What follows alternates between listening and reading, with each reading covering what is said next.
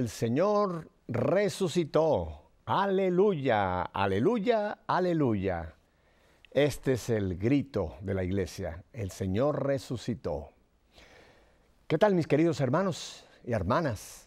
Aquí estamos y como ustedes se han podido dar cuenta, hoy mis invitados son todos ustedes. Así que espero que estén bien juntitos aquí por EWTN, Radio Católica Mundial y nuestras estaciones afiliadas. Vamos a orar. Y hoy quiero hacer una oración que todos ustedes conocen. Yo creo que van a decir que es un poquito larga, pero no importa. Vamos a hacer esta oración usted y yo juntitos, ¿correcto? Donde quiera que esté en este momento, unámonos como iglesia. Creo en un solo Dios, Padre Todopoderoso, Creador del cielo y de la tierra, de todo lo visible y lo invisible. Creo en un solo Señor Jesucristo, Hijo único de Dios, nacido del Padre antes de todos los siglos. Dios de Dios, luz de luz, Dios verdadero de Dios verdadero, engendrado, no creado, de la misma naturaleza del Padre, por quien todo fue hecho, que por nosotros los hombres y por nuestra salvación bajó del cielo, y por obra del Espíritu Santo se encarnó de María la Virgen y se hizo hombre. Y por nuestra causa fue crucificado en tiempo de Poncio Pilato. Padeció y fue sepultado, y resucitó al tercer día según las Escrituras, y subió al cielo y está sentado a la derecha del Padre, y de nuevo vendrá con gloria para juzgar a vivos y muertos, y su reino no tendrá fin. Creo en el Espíritu Santo, Señor y dador de vida, que procede del Padre y del Hijo, que con el Padre y el Hijo recibe una misma adoración y gloria, y que habló por los profetas. Creo en la Iglesia, que es una, santa, católica y apostólica. Confieso que hay un solo bautismo para el perdón de los pecados. Espero la resurrección de los muertos y la vida del mundo futuro. Amén. Nunca habíamos hecho esta oración, ¿verdad? Esta es nuestra profesión de fe. Este es el credo que nos gloriamos en profesar. ¿Y por qué es que hoy he querido empezar con esta oración? Que yo sé que algunos de ustedes han de haber dicho, Pepe, hoy te fuiste un poco más largo de tu oración. Porque hoy vamos a hablar precisamente del credo, nuestra profesión de fe. Aún estamos en el año de la fe. Así es, el año de la fe no ha terminado. Seguimos en el año de la fe hasta la festividad de Cristo Rey. Y recuerdan que nuestro queridísimo y añorado Papa Benedicto XVI nos pidió que esta oración, la oración que llamamos el credo, la profesión de fe, fuera nuestra oración diaria durante todo este tiempo. Y yo diría que ojalá lo fuera para el resto de nuestras vidas mientras estemos en este mundo, en este planeta. Nuestra profesión de fe. Y es que cuando el Santo Padre Benedicto, allá por el año 2000, ¿te recuerdan? Cuando se convocó en el año 2011, el año de la fe, el Santo Padre en aquel tiempo nos dijo que había que, en este año, traer nuevamente a nuestras vidas tres cosas muy importantes, por llamarlo de una manera. Primero, el Vaticano II.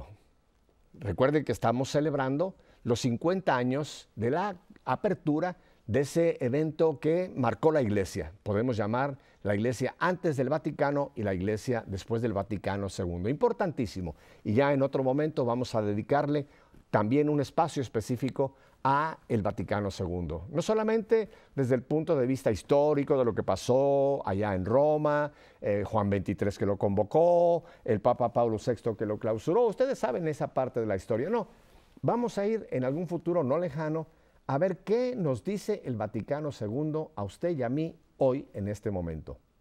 Esa fue una de las intenciones de nuestro queridísimo Papa Benedicto XVI. La otra cosa que el Santo Padre nos pidió que también tuviéramos muy presente, y no solamente desde un punto de vista histórico, sino desde un punto de vista que nos dice hoy, fue la celebración o el recordar que hace 20 años nuestro también queridísimo Beato Juan Pablo II nos dio como ese regalo de los muchos que nos dio, el Catecismo de la Iglesia Católica. Estas son dos de las añoranzas, por llamarlo así, que no solamente el Papa nos dijo que lo viéramos como algo que fue de historia, no, sino que estos dos momentos históricos, el Concilio Vaticano II y la promulgación del Catecismo de la Iglesia Católica, ¿qué nos dicen a nosotros hoy en nuestra propia vida? Como iglesia, pero sobre todo personalmente, a usted y a mí. Y también el Santo Padre hizo mucho énfasis allá cuando nos habló de este año de la fe, hizo mucho énfasis en la importancia de nuestra profesión de fe, lo que nosotros llamamos el credo de la iglesia, el credo de la iglesia. ¿Y por qué el Santo Padre sacó también el credo? Usted me va a decir, bueno, yo sé el credo, yo lo recito cada domingo, quizá me lo sé de memoria, o si no, pues lo leo en el misalet. ¿Qué tiene que ver el credo hoy día? Bueno, muchísimo. Si usted recuerda, el Santo Padre en aquel momento nos decía, el credo es lo que profesamos, es el resumen de nuestra fe. Usted y yo como bautizado, y sobre todo como miembros de la Iglesia Católica Apostólica, tenemos una serie de verdades en las cuales creemos y que se pudieran resumir, por llamarlo de una manera, en nuestra profesión de fe en el credo. Y el Papa Benedicto, y aquí viene la clave del por qué vamos a tener hoy este programa y en un futuro cercano, o la continuación, la segunda parte, ya se los aviso, van a ser 2 partes, es porque el Santo Padre nos decía que el credo tiene que ser como un espejo de mi fe. ¿Me explico? Por supuesto. El credo es lo que yo digo que creo, pero la gran pregunta, y esto es lo que nos vamos a hacer el día de hoy, es si lo que yo digo que creo, lo vivo. Así es. Recuerden que nos dice la palabra de Dios muy seriamente, los demonios también creen y tiemblan. O sea que el hecho de que digamos creo puede ser un hecho que no tenga absolutamente nada que ver con mi vida. Yo puedo creer. Yo creo, por decir una cosa, que el sol sale cada mañana, aunque esté nublado, el sol sale y el sol se pone. Yo creo que hay día, que hay noche. Yo creo que hay estaciones, etcétera. Hay fenómenos en los cuales digo, yo creo que esto va a suceder porque sabemos. Pero cuando estamos hablando del credo, la profesión de fe, es ya muy diferente. Usted puede creer acá arriba, pero si lo que usted cree no es vida, aquí está el gran problema. Aquí está el gran problema. Y por eso es que hemos querido dedicar estos 2 programas, este concretamente y el que viene, para que hablemos del credo, pero de una vez se los quiero dejar claro. No vengo a darles yo una clase de teología del credo. No, para eso tenemos profesores muy buenos como el padre Pedro Núñez y otros que enseñan.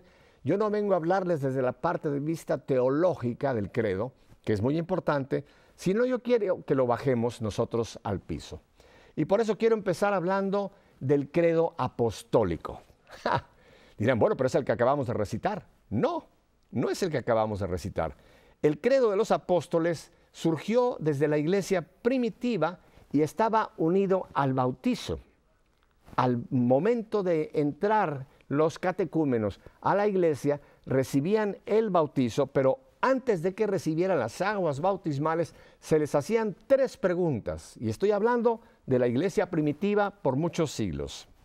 Se les preguntaba al candidato a recibir el agua bautismal, su ingreso a la iglesia. Se les preguntaba, ¿crees en Dios Padre? ¿Crees en nuestro Señor Jesucristo? ¿Crees en el Espíritu Santo? Y el candidato respondía, sí, creo, las 3 veces a cada una de estas preguntas. Sí creo, sí creo, sí creo. Y entonces era sumergido en las aguas bautismales y recibía el bautismo en el nombre del Padre y del Hijo y del Espíritu Santo. Fíjense qué cosa más interesante, como en nuestra iglesia primitiva, por ahí era la puerta de entrada. Ese era el camino de entrada. Claro, en aquel tiempo, y después la iglesia aceptó el bautizo de los bebés, de los niños, pero en aquel tiempo se bautizaban única y exclusivamente los adultos que habían pasado por toda una formación. Había un proceso catequético del cual no voy a detenerme hoy, pero no llegaba cualquiera y decía, mañana me quiero bautizar, y lo bautizaban. No, señor, había una serie muy intensa de formación, de exorcismos, para poder llegar dignamente a recibir el sacramento.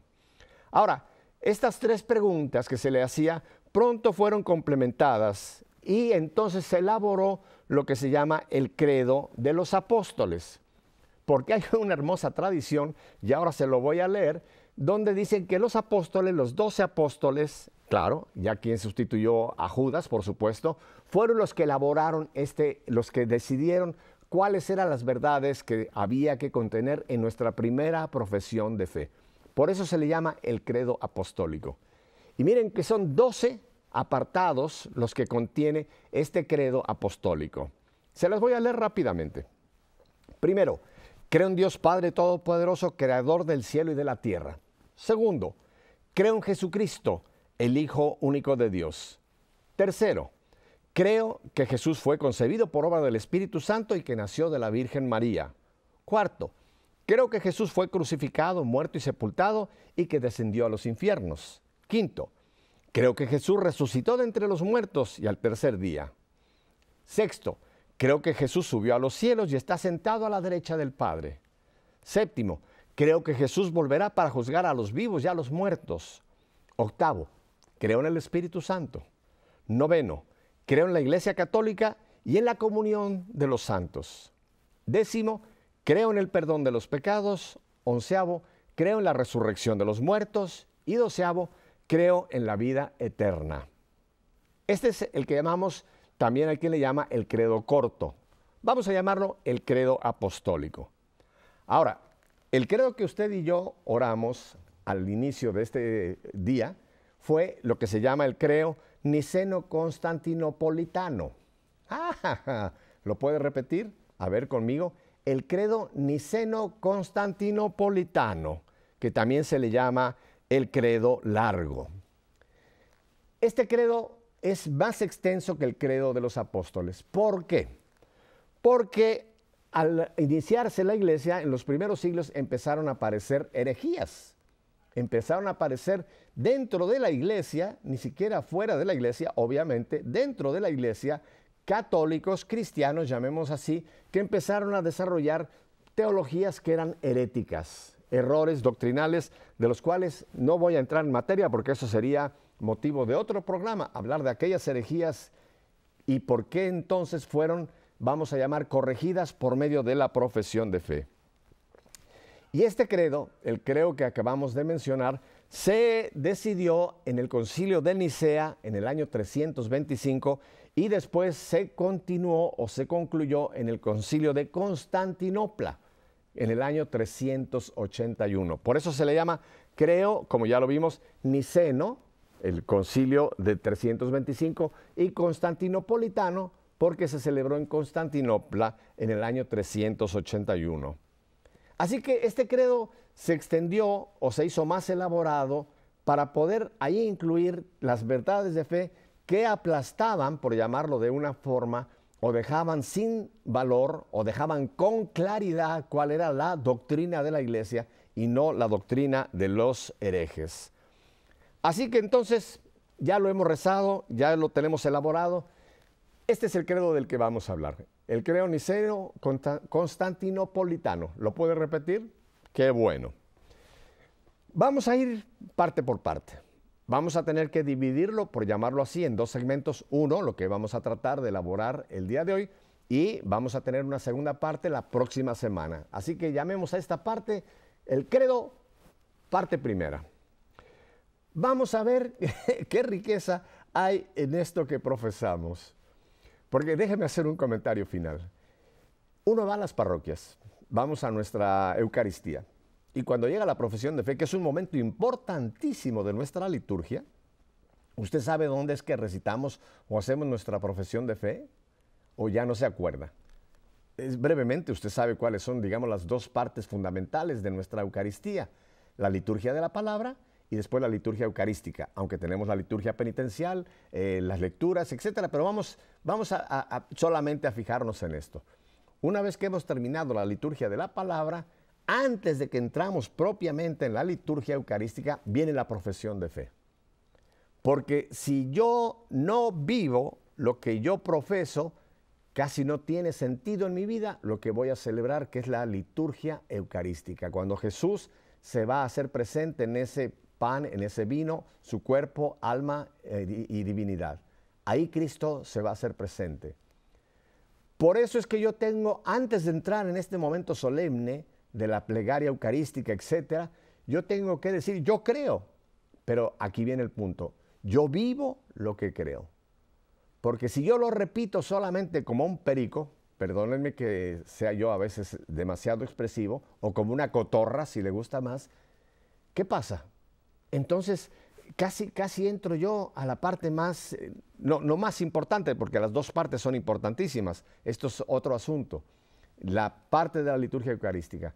Si yo no estoy viviendo lo que he dicho que profeso, posiblemente yo no soy digno de participar en lo que va a ocurrir inmediatamente después, que es el milagro de los milagros, Cristo que se nos va a entregar como alimento.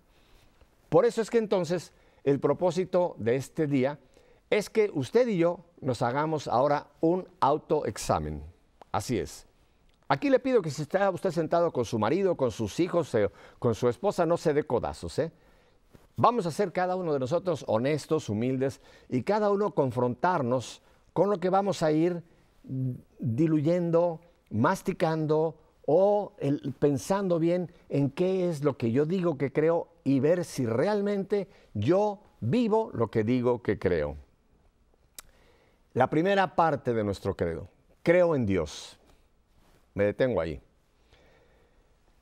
La fe no consiste en tener de memoria una serie de verdades, sino aquí hay una relación personal con Dios. Los cristianos no creemos en algo, sino creemos en alguien.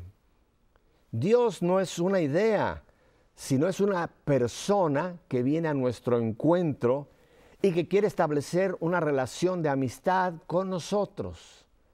O sea que si para mí Dios es un abstracto, es algo que está por allá, con lo cual yo no tengo una relación, ya mi primera aseveración no es real. Creo en Dios. Y Dios es un ser que quiere entrar en una relación personal conmigo. Si vamos a la palabra de Dios, si vamos al Antiguo Testamento, vamos a ver cómo Dios, desde el primer momento que tenemos en la Biblia, el momento de la creación, Dios se manifiesta a Adán y Eva. Dios tiene una relación con nuestros primeros padres. Y de ahí, si vamos recorriendo toda la historia de la salvación, vamos a ver cómo ese Dios se relaciona con su pueblo. Pasan siglos, ¿verdad?, en lo que nosotros llamamos el Antiguo Testamento. Pero Dios no es un Dios etéreo. No es un Dios como algunas otras religiones presentan, que es un Dios impersonal. Un Dios que quizás es la nube, el rayo, la lluvia. No, el Dios nuestro, el Dios de nuestro credo, es un Dios real. Y un Dios que se quiere manifestar a nosotros y que se ha manifestado a nosotros. Un Dios que no es una idea, sino es una persona. O lo voy a poner más concretamente. Un solo Dios con tres personas, que esta es la realidad de la Trinidad. A Dios Padre no lo conocemos, pero Dios sí se nos ha manifestado. ¿En quién? En una persona concreta, Cristo Jesús. O sea que Dios, vamos a ponerlo de esta manera, se encarnó al llegar los tiempos y se hizo uno de nosotros para poder entrar en nuestra humanidad y poder revelarnos lo que en el Antiguo Testamento estaba ya prefigurado, pero que no se había nunca hecho tangible, no se había hecho presente como lo tenemos ya en la persona de Cristo Jesús. Cristo Jesús, aquí vamos a tener que dejar clarísimamente, no es un superhombre. Cristo Jesús no es como algunas religiones lo ponen, como un iluminado, como un ser muy especial, pero uno más de los profetas, quizá el más grande de los profetas. Así lo ve, por ejemplo, el islamismo. No. Para nosotros, los católicos, Cristo Jesús es Dios. Es la segunda persona de la Trinidad. Así que fíjense cómo ya desde el mismo principio ya hay una aseveración bien cristocéntrica. Si yo digo que creo en Dios, yo tengo un Dios que se ha revelado a mí y que se ha manifestado y del cual yo tengo realmente alguien que yo puedo en mis 5 sentidos relacionarme con él. Claro, yo entiendo que todos podemos decir, bueno, Jesús vivió hace 21 siglos. Cierto, estamos hablando de un periodo histórico, pero aquí no estamos hablando de alguien que vivió y que ya se fue, sino alguien que se manifestó, alguien que vino a nosotros y que sigue estando presente con nosotros. Así que aquí ya tenemos la primera gran confrontación. Creo en Dios. Ahora, yo le hago a usted una pregunta acá. ¿Usted realmente cree en un Dios? ¿O quizás ya nos hemos nosotros fabricado varios dioses? Recuerde cuál es el primer mandamiento de la ley de Dios. Amarás al Señor tu Dios con toda tu mente, con todo tu corazón. Dios es un Dios, si quiere usted usar un término, un Dios celoso, que quiere nuestro amor, porque Él se manifiesta a nosotros con todo su amor. Y Él quiere ser nuestro único Dios. Ahora estoy hablando un Dios con mayúscula. Pero qué fácilmente nosotros los humanos podemos fabricarnos dioses con minúscula. Porque si para mí Dios es el que yo digo, yo creo en Dios, no hay ningún otro Dios. No hay ningún otro Dios, no puede haber ningún otro Dios. Pero si yo digo creo en Dios, pero yo tengo mis pequeños dioses que yo me he fabricado, cuidado, ya estamos fallando al primer y más importante punto de nuestra profesión de fe. ¿Cuáles son esos dioses que nos podemos fabricar? Muy fácil. El dinero, la fama, el placer, el gozo personal, el hedonismo, tantas cosas que nosotros podemos poner como primer punto en nuestra vida o como lo más importante en nuestra vida. Incluso, aquí voy a hablar algo que quizá usted diga, oh, se le está pasando la mano, no. Incluso podemos endiosar a personas. Voy a ser duro. Si para usted es más importante su papá o su mamá o sus hijos o alguna otra persona, es la persona lo más importante en su vida, usted ha endiosado a esa persona. Así es, la ha endiosado, la ha puesto en lugar de Dios. Dios tiene que ser lo primero en nuestra vida. Porque si esto no ocurre, todo lo demás que vamos a proclamar en nuestra profesión de fe ya no tiene ningún sentido. Así que fíjese qué importante por dónde empezamos. Creo en Dios. Vamos a la segunda parte de nuestra profesión.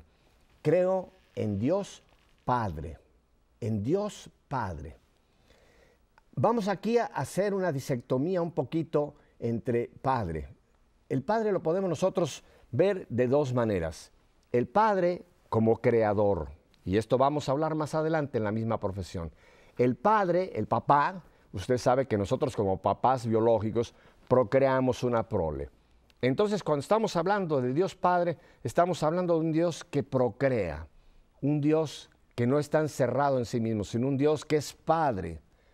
Padre, primero que nada, de su Hijo Jesús, del cual vamos a hablar en un momento, pero Padre de la creación, Padre de todos los seres humanos y de todo lo que vemos, es Padre. Pero también Dios se nos manifiesta aquí como un Padre paternal, vamos a usarlo de esta manera.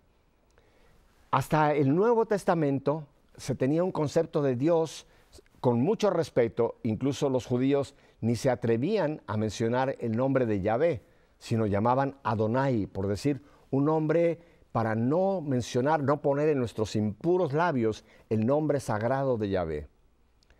Ese era el concepto en el Antiguo Testamento, un Dios poderoso, un Dios prácticamente intocable. Sí se creía en un Dios, pero era como un Dios que no se le había posibilidad de tener acceso a Él.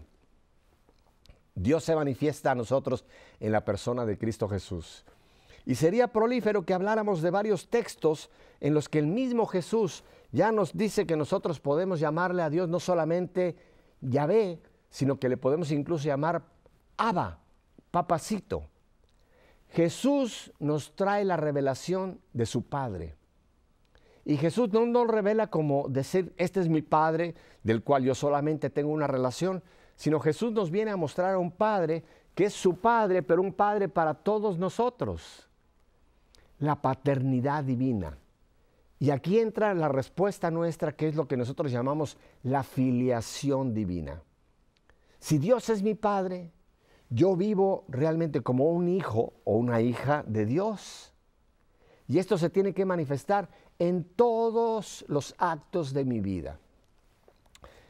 Un comentario solamente para que vean la importancia de esta paternidad de Dios. Ustedes saben de ese gran santo del siglo pasado, San José María Escrivá de Balaguer.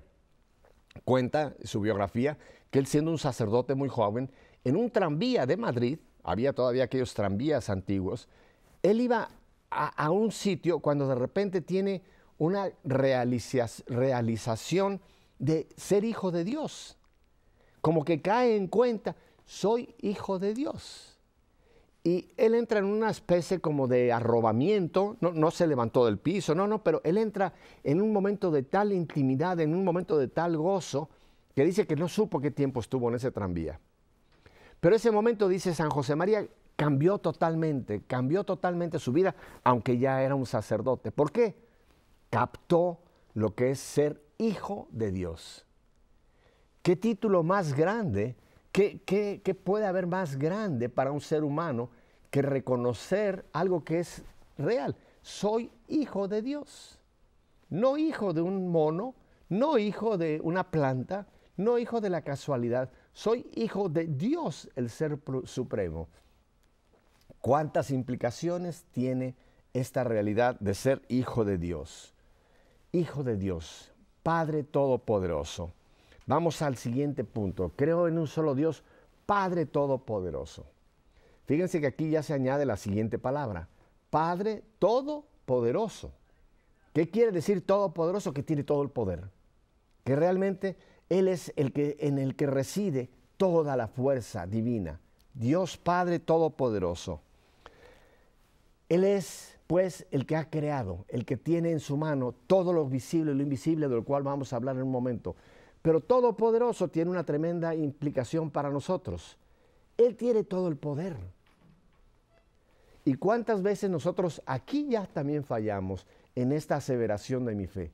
Si Dios es un Dios todopoderoso, ¿por qué entonces yo recurro a otros dioses cuando tengo necesidad de algo? Si yo digo que Dios es todopoderoso y yo soy hijo de Dios, como acabamos de aceptar, entonces yo tengo un Padre al cual puedo recurrir en cualquier situación. Y no solamente como una aspirina espiritual, porque hay mucha gente que ve a Dios como eso, como una aspirina espiritual, que cuando tengo necesidad, entonces voy al botiquín y saco a Dios para que me resuelva el problema. Y incluso puede decir, bueno, si Dios es todopoderoso, pues que me ayude, ¿verdad? Y lo usamos como una aspirina. No es eso el sentido de Dios todopoderoso. Por supuesto que Dios tiene poder de resucitar muertos. Dios tiene todo el poder que ni imaginamos nosotros como seres humanos. Pero el hecho de que yo acepte que Dios es Padre todopoderoso quiere decir que yo no tengo necesidad de nadie más, ni de nada más. Aquí cae por tierra tantas prácticas que nosotros inocente o no tan inocentemente incurrimos, como es toda la cuestión de la adivinación, de la superstición. ¿Cuántas veces nosotros estamos recurriendo a subterfugios para buscar poder en cierta manera? Y no tanto el poder, estoy hablando de un poder autoritario, no, estoy hablando del poder, el resolver situaciones de nuestra vida. ¿Verdad que es cierto que nosotros muchas veces recurrimos a lo que nos parece que es la avenida más rápida para encontrar solución a algunas de las situaciones? Miren, yo sé que en nuestros países de América Latina está difundidísimo todo lo que es, y no voy a entrar ahora en ello, todo lo que es la parte de brujería, de superstición. Recurrimos a brujos, recurrimos a las cartas, recurrimos al horóscopo, recurrimos a la lectura de café, recurrimos a los amuletos. Incluso, y aquí me voy a atrever a sacar un poco, recurrimos incluso a los santos por encima de Dios. Muchas veces pensamos que el milagro me lo va a hacer San Martín de Porres, o el milagro me lo va a hacer, incluso, permítanme, la Virgen de Guadalupe. Estamos equivocados. Ni la Virgen, ni San Martín, ni ningún santo hacen milagros. Ellos no tienen el poder. Ellos pueden ser intercesores nuestros. Ya lo dejé pensando, ¿verdad? Bueno, le voy a dar un descanso, porque todavía tenemos mucho más que seguir digiriendo. Así que no me toque, ni se mueva de ahí. Seguimos con nuestra profesión de fe. Vuelvo enseguida.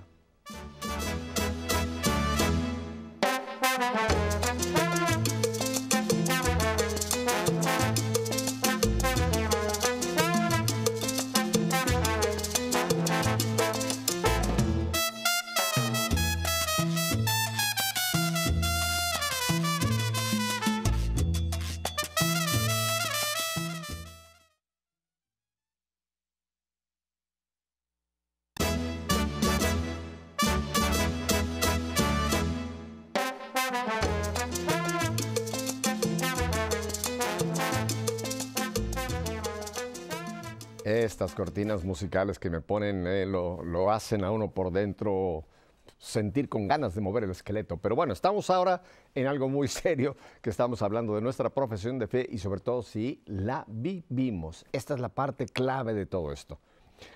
Déjeme terminar con un pensamiento más en cuanto a Dios Padre Todopoderoso. Inmediatamente yo sé que hay gente que pone la siguiente objeción. Bueno, si Dios es todopoderoso, ¿por qué hay enfermedad? ¿Por qué hay guerras? ¿Por qué hay violencia? ¿Por qué hay terremotos? ¿Por qué hay huracanes? Empiezan a sacar una serie de porqués si Dios es todopoderoso. Si Dios es todopoderoso, debería ser una completa y total armonía en toda la creación. Así fue el plan de Dios. Sabemos perfectamente bien que la creación está todavía en dolores de parto, como nos dice claramente la palabra de Dios.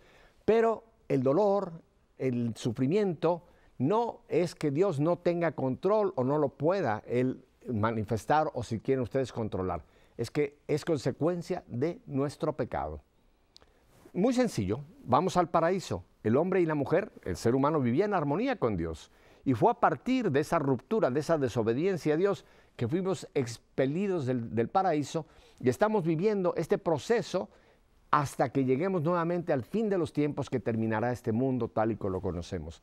Así que lo que sucede, la guerra, los pleitos, la violencia, es consecuencia de nosotros los seres humanos, de nuestro pecado. Incluso muchos de los fenómenos que hoy día están ocurriendo ecológicamente en nuestro país es consecuencia del mal uso que estamos dando a la creación. Y nosotros algún día también vamos a tener que dar cuentas de qué hicimos con esta creación hermosa que nos dejó el Señor y que nosotros estamos encargándonos de casi destrozarla. Así que no le echemos la culpa a Dios, Él es todopoderoso. Pero las consecuencias de nuestros pecados las estamos sufriendo nosotros hasta que venga y todo sea recapitulado en Cristo Jesús al final de los tiempos.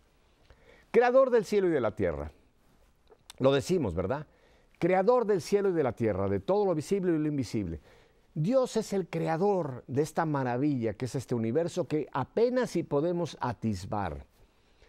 Las personas que tienen acceso a los grandes telescopios, que han podido salir un poco de nuestra galaxia y han podido explorar un poco más allá, que sabemos que no se ha llegado a los confines de este universo, están maravillados de lo que se puede uno captar y ver este universo, esta creación, los planetas, las galaxias, todo este universo maravilloso que no es casualidad. Hay por ahí algunas teorías de que si esto empezó con un Big Bang y que este Big Bang un día va a venir en el Big End y que si esto fue obra de unas moléculas que chocaron. Hay una creación maravillosa. Estos cielos que no alcanzamos a comprender tienen un orden maravilloso. Hay una perfecta armonía en cómo este universo se controla. Hay leyes que rigen este universo y esas leyes no fueron hechas por la casualidad. Esas leyes es por este ser superior que nosotros llamamos Dios, el creador del cielo y creador de esta tierra en la cual nosotros vivimos. Dentro de esta creación de la tierra también nosotros decimos que creemos que Dios es el creador de todo lo visible y lo invisible. ¿Qué queremos decir con esto? También hay una serie de seres espirituales que no vemos, que son los ángeles, los arcángeles, los querubines, las potestades, los serafines, etcétera. Todas esas legiones de seres espirituales que no vemos, y cuidado, aquí solamente una advertencia, tengan mucho cuidado con la nueva era que ha tomado esta parte de la creación invisible de Dios y nos la ha traído como que es algo que nosotros podemos manipular y manejar y que podemos a los ángeles decirles que nos digan, que nos hagan, que nos traigan. Esa es doctrina falsa y es doctrina herética que sale fuera de la doctrina de la iglesia. Dios creó lo que vemos y Dios creó lo que no vemos. Y en de la creación invisible están todos esos ángeles, esas criaturas maravillosas que están al servicio de Dios. Les prometo en un futuro hacer un programa sobre lo que es exactamente la doctrina de la iglesia respecto a los ángeles. Hoy lo voy a dejar aquí porque si no, no terminaríamos. Así que Dios creó todo lo visible y todo lo invisible. No es obra de la casualidad, no es obra de nadie sabe qué. Nosotros sí sabemos quién. Dios, creador de todo lo visible y lo invisible. Simplemente uno de los libros que tenemos en la Escritura, vaya usted al Génesis, donde nos describe la creación. Claro que entendemos que esta es una descripción literaria de esa creación. No fueron 7 días medidos con un cronómetro, fue la creación de Dios. Pero es clara la revelación que Dios es el creador de todo lo visible y lo invisible. Aquí estamos entrando a quizá el punto más álgido para nosotros en esta primera sección de hoy. Creo en Jesucristo, su único Hijo, nuestro Señor. Creo en Jesucristo. Jesucristo es el Hijo de Dios vivo, que fue enviado a este mundo por el Padre para que todos se salven y lleguen al conocimiento de la verdad. Lo dice San Pablo en la carta a Timoteo, capítulo 2, versículo 4. Jesucristo, el Hijo de Dios. Les voy a dar, esta es mi teoría muy personal, muy personal. Recuerden que hay una escritura que nos dice que Dios ve que no hay un solo justo sobre la tierra, que todos se han corrompido, que no hay uno solo por los que valga la pena darle una oportunidad más a esta raza humana rebelde, contumaz, que siempre trata de salirse de ese amor de Dios. Esta es mi teoría muy personal. En ese momento cuando Dios dice no hay un solo justo, allá en el cielo, en esa relación completamente fuera de nuestro alcance, pero vamos a tratar de imaginar al momento, el Hijo, la segunda persona de la Trinidad, viene al Padre y le dice, Padre, tú estás buscando un justo entre todos estos seres humanos, y el Padre dice, Hijo, los he buscado uno solo y no lo hay. Y esto tiene que haber sucedido. El Hijo decirle, Padre, yo quiero ser ese justo, permíteme que yo me haga uno de ellos. Permíteme que yo haga ese uno que tú buscas, lo haga presente entre esta raza humana. Esto sucedió, porque dice claramente la palabra que tanto amó Dios al mundo que dio a su Hijo único para que todo el que crea en Él no perezca, sino tenga vida eterna. Dios nos regala a su Hijo, la segunda persona de la Trinidad. ¿Para qué? Para que se encarne en nosotros, para que se encarne como uno de nosotros. Porque dice también claramente la palabra de Dios que Jesús fue igual en todo a nosotros, excepto en el pecado. En todo Jesús fue igual, fue un ser humano, dos naturalezas, humana y divina. Qué misterio más inmenso este. El Padre permitiendo a su Hijo que venga a ser ese justo y que venga a pagar por las culpas de toda esta inmensa cantidad de seres humanos que no eran dignos ya de esa, llamémoslo así, de esa misericordia que Dios quería que ellos vivieran porque la estaban rechazando. ¿Cómo es que sucede esto? Aquí viene algo que casi lo deja a uno sin aliento. Fue concebido por obra y gracia del Espíritu Santo y nació de la Virgen María. El misterio más grande, lo que jamás se ha dado ni jamás se dará. Dios en su plan maravilloso decide que sí, que Jesús se encarne. Y dentro de ese plan maravilloso de Dios escoge a una criatura pura, la Virgen María. ¿Y quién es el padre de esta criatura que se va a encarnar en ese vientre de María? Es Dios, el Espíritu Santo, sin concurrencia de hombre.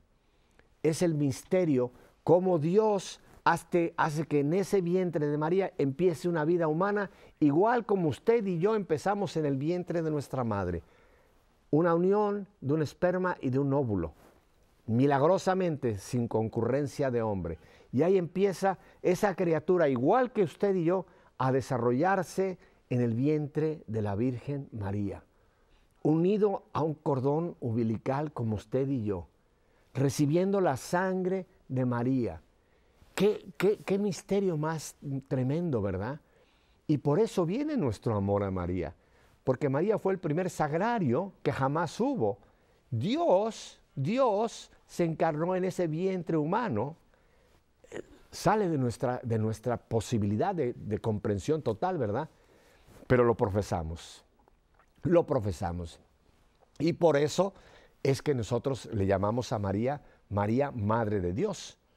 porque en ese vientre de María no estuvo solamente un ser humano, no solamente estuvo, digámoslo así, la parte humana de Jesús, estaba la divinidad unida a la humanidad, una sola persona con dos naturalezas, humana y divina.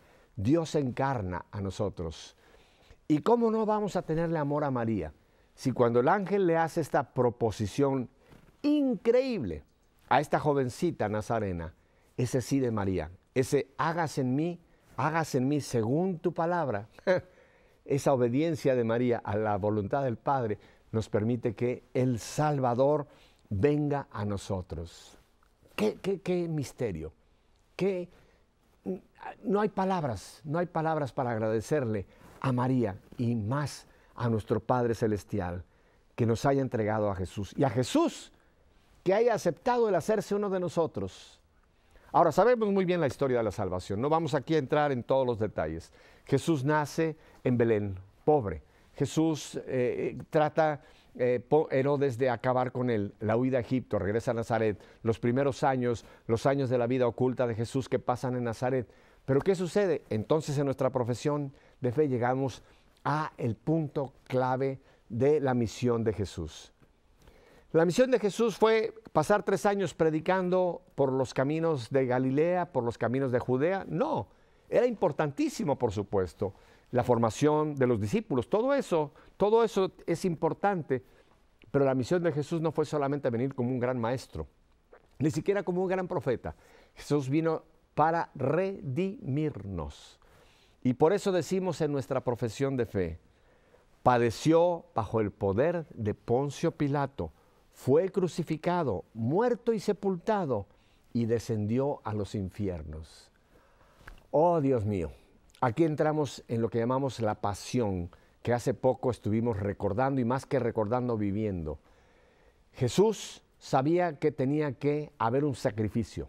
Ya no el sacrificio del Cordero como en la antigua alianza, sino ahora el nuevo Cordero, el que vino a pagar por los pecados del mundo. Y para que esto sucediera, Él tenía que padecer.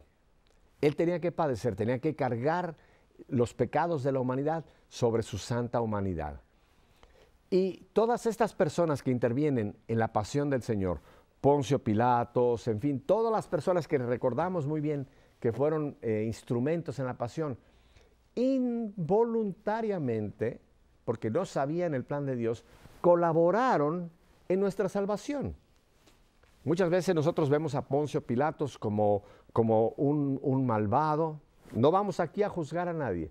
Incluso los fariseos, los que llevaron a Jesús ante Poncio Pilatos, los que lo acusaron de blasfemia, en cierta manera estaban colaborando con el plan de salvación. Porque Jesús tenía que llegar a una cruz.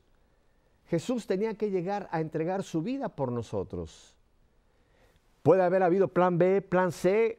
No lo sabemos. El caso es que el plan A de Dios es que su Hijo cargara con nuestras culpas. Y esta carga de las culpas es la que Jesús pasa al momento de que empieza a padecer bajo Poncio Pilatos, al momento de que es crucificado. Esa cruz es importantísima para nosotros, porque en esa cruz es donde, como dice Pablo, tus culpas, mis culpas, quedaron clavadas. Nosotros tenemos que ver la pasión de Cristo no como algo histórico. Muchas personas durante el tiempo que hemos pasado de la Semana Santa ven la película de Jesús de Nazaret, se enternecen y lloran y lo ven como algo histórico. Dicen, ay, cuánto sufrió el Señor, mira lo que pasó. Y lo ves desde ese punto histórico. Hermano, cada vez que tú profesas tu fe, cuando llegas a este punto, padeció bajo el poder de Poncio Pilato, fue crucificado, muerto y sepultado, tú tienes que decir, lo hizo por mí. Lo hizo por mí. Olvídate de los demás. Lo hizo por mí. Por mí Jesús estuvo padeciendo todo esto. Aquí la gran pregunta es, ¿yo he correspondido a ese sacrificio que Dios en Cristo Jesús hizo por mí? Vamos a la parte también que para muchas personas es un poco nebulosa. Descendió a los infiernos. Me lo han preguntado muchas veces. Es muy interesante. Porque dicen, bueno, ¿cómo Jesús fue a los infiernos?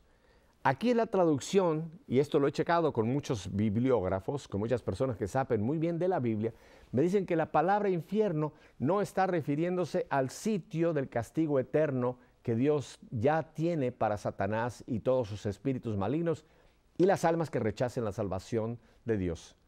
Porque al infierno van a ir los que rechazan la salvación, voluntariamente rechazan la salvación que Dios nos dio. Se los voy a poner así. Dios nos abrió la puerta del cielo en Cristo Jesús. Dios quiere que todos los hombres se salven, lo dice claramente Pablo. ¿Qué pasa? Los que no se salvan no es porque Dios los rechace, es porque ellos rechazan la salvación que Dios les ofrece en Cristo Jesús. Así que el infierno, vamos a ponerlo claro, el infierno, que usted y yo muchas veces pensamos, efectivamente es el sitio de la condenación, el sitio preparado por Dios para Satanás, sus ángeles malignos que lo siguieron y las almas que rechazan esa salvación en Cristo Jesús. Pero el infierno que aquí hacemos mención en nuestra profesión de fe es lo que se llama el Hades, el lugar de los muertos. Se lo explico. Desde el momento en que se cerró la puerta del paraíso, nadie había entrado al paraíso, hasta que alguien abriera esas puertas del paraíso que estaban cerradas. Y esa llave del paraíso, esa apertura del paraíso, solamente la tenía Cristo Jesús, nuestro Salvador. Al momento en que Él entrega esa vida, al momento en que Él muere, y es una muerte real, no es como algunos teólogos que dicen que es una muerte espiritual. Jesús expiró, murió humanamente en esa cruz. Y sabemos perfectamente el proceso. Fue descendido, fue llevado al sepulcro y su cuerpo yació en ese sepulcro por 3 días. Pero ¿qué pasa con el alma de Jesús? ¿Subió inmediatamente al Padre? No. En ese lapso de tiempo, ahora yendo al tiempo de Dios, Jesús va a ese lugar donde estaban todas las almas, desde Adán y Eva hasta ese momento. ¿Para qué? Para abrirles ya la puerta del cielo. Él desciende al Hades para darles la buena nueva a todas esas millones, billones de almas que estaban esperando que llegara el Mesías, como le llama el pueblo judío, nosotros también, nuestro Salvador.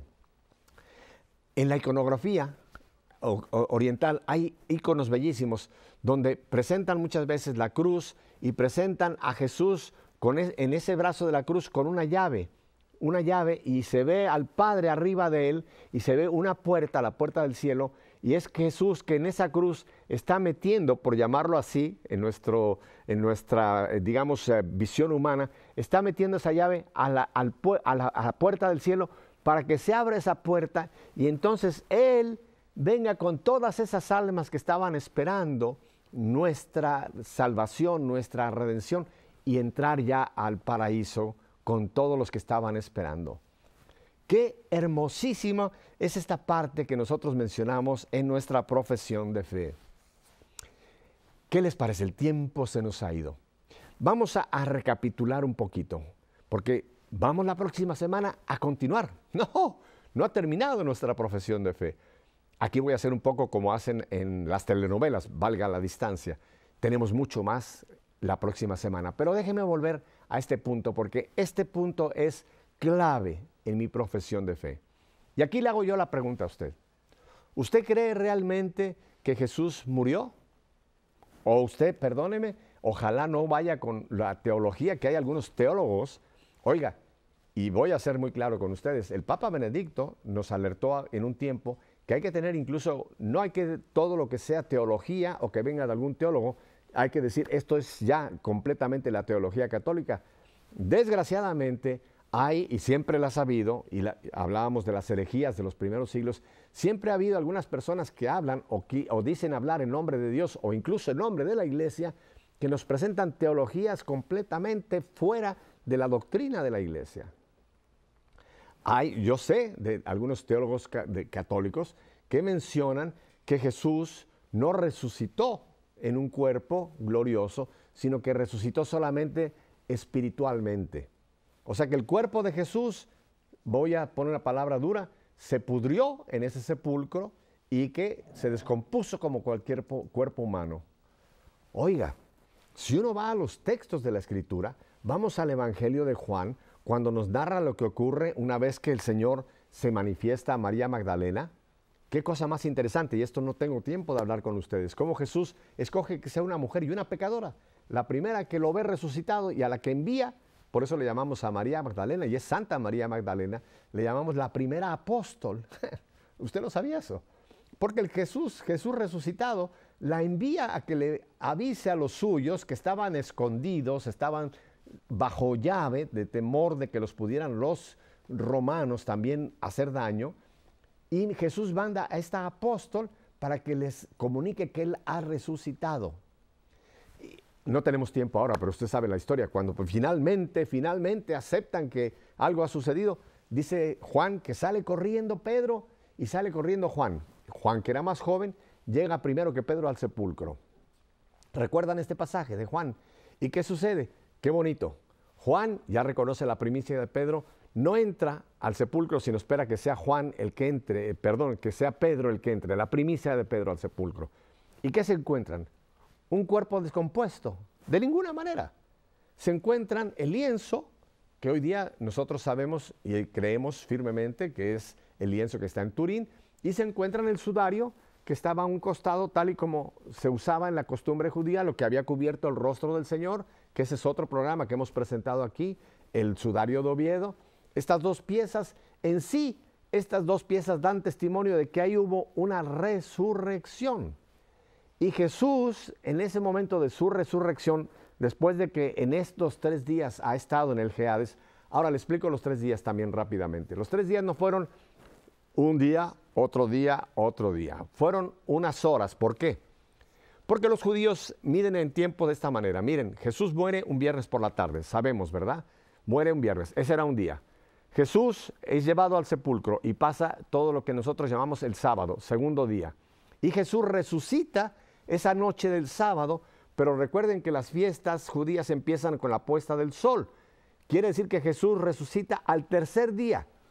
Primer día, viernes, segundo día, el sábado, tercer día, ya la víspera del domingo, tercer día. Este es el tiempo que Jesús, su espíritu, baja a recoger estas almas, y es entonces ese domingo de resurrección, aleluya, lo que estamos celebrando, la Pascua, cuando Jesús entra a la gloria y abre ya finalmente esas puertas del cielo. Fíjense todas las implicaciones que esto tiene. Porque ya desde el principio lo habíamos dicho claramente. Aquí no se trata solamente de decir, esto es lo que el credo dice. Mi hermano y hermana, el propósito por lo que he tomado este tiempo de compartirlo es porque cada uno de estos apartados que hemos ido hoy y que vamos la semana que viene a seguir recorriendo, tú tienes que hacerte esta pregunta. ¿Yo creo esto que he dicho? ¿Y esto implica que mi vida está de acuerdo a esto que creo? Si yo creo, pero yo no vivo lo que digo que creo, voy a usar un texto duro de la carta a Santiago, de Santiago mejor dicho. Tu fe sin obras está muerta. Si tú todo esto que hemos hablado en esta tarde, tú lo crees, pero no se proyecta en tu vida, tu fe está muerta. Tú podrás recitar el credo cuantas veces lo quieras, no tiene ningún valor. Son palabras huecas, es un símbolo que retañe. Yo sé que es duro, pero es la verdad. Y yo creo que de alguna vez por todas tenemos que poner los pies en la tierra y aprovechar bien todavía este año de la fe, no como una efeméride, sino como un cambio de vida. Y aquí tenemos el credo como el instrumento que nos está dejando la iglesia en este momento para hacer un cambio en nuestra vida. Y si hay áreas de esto que he hablado en las cuales yo no las he llevado a vida, mi hermano, hoy es el tiempo. La próxima semana tendremos la segunda parte de compartir el credo. Así es que espero que sea de provecho. A mí me ha hecho mucho bien yo mismo repasarme todo esto, por eso lo he querido compartir con ustedes. Y ya saben, si Dios nos concede una semana más de vida, aquí los espero la próxima semana con la segunda parte del credo, mi estilo de vida. Que Dios los bendiga. Hasta entonces.